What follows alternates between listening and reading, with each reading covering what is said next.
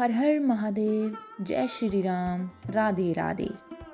संस्कृति YouTube channel पर आपका हार्दिक स्वागत है।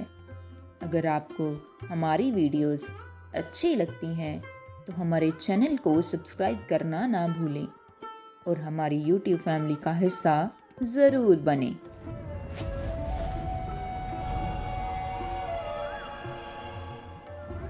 श्राद्ध का हिंदू धर्म में बड़ा महत्व है।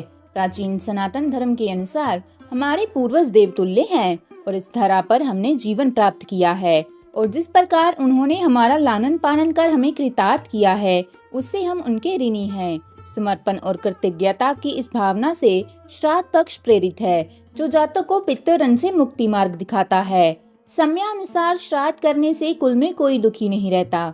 पितरों की पूजा करके मनुष्य आयु, पुत्र, यश, स्वर्ग, कीर्ति, पुष्टि, बल, श्री, पशु, सुख और धन धान्य प्राप्त करता है।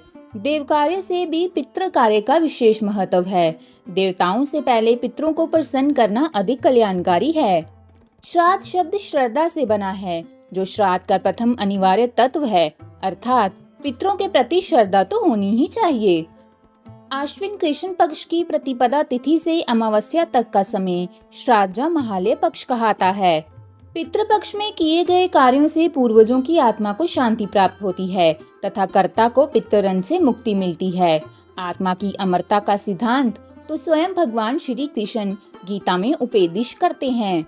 आत्मा जब तक अपने परम आत्मा से संयोग नहीं कर लेती तब तक वे भिन्न योनियों में भटकती रहती है और इस दौरान उसे श्राद्ध कर्म में संतुष्टि मिलती है। शास्त्रों में देवताओं से पहले पितरों को प्रसन्न करना अधिक कल्याणकारी कहा गया है। यही कारण है कि देव पूजन से पूर्व पितृ पूजन किए जाने का विधान है, अर्थात समयानुसार श्राद्ध करने से कुल में कोई दुखी नहीं रह सकता। दोस्तों, महाकाल काल से जुड़ी है श्राद्ध करने की मान्यता। गरुड़ पुराण में भीष्म पितामह ने युधिष्ठिर के संवाद बताए गए हैं। महाभारत काल में भीष्म पितामह ने युधिष्ठिर को पितृपक्ष में श्राद्ध और उसके महत्व को बताया था।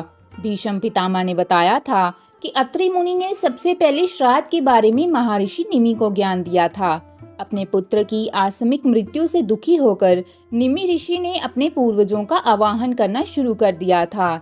इसके बाद पूर्वज उनके सामने प्रकट हुए और कहा, निमि, आपका पुत्र पहले ही पितृदेवों के बीच स्थान ले चुका है। चूँकि आपने अपने दिवंगत पुत्र की आत्मा को खिलाने और पूजा करने का कार्य किया है, वे वैसा ही है जैसे आपने पितृ यज्ञ किया था। उस समय से श्राद्ध को सनातन धर्म का महत्वपूर्ण अनुष्ठान माना जाता है। इसके बाद से महर्षि निमि ने भी श्राद्ध कर्म शुरू किए और उसके बाद से सारे ऋषि मुनियों ने श्राद्ध करना शुरू कर दिए थे।